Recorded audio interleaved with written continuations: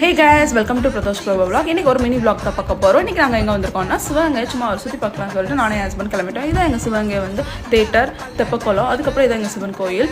அதுக்கப்புறம் நாங்கள் சாப்பிட போகலாம்னு சொல்லிட்டு பான்பன் பேக்கரிக்கு வந்துட்டோம். இங்கே வந்து நான் வந்து மஷ்ரூம் ரோல் வாங்கியிருந்தேன், அவங்க வந்து சாண்ட்விச் வாங்கியிருந்தாங்க. அதுக்கப்புறம் ஐஸ்கிரீம் சாப்பிட்டு அப்படியே நாங்கள் வந்து வெளியில் கிளம்பிட்டோம்.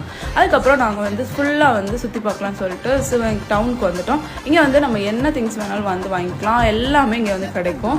அவங்க வந்து கோயம்புத்தூர், நான் வந்து சிவகங்கைனால ஃபுல்லாக அப்படியே சுற்றி காமிச்சிட்டு இருந்தேன்.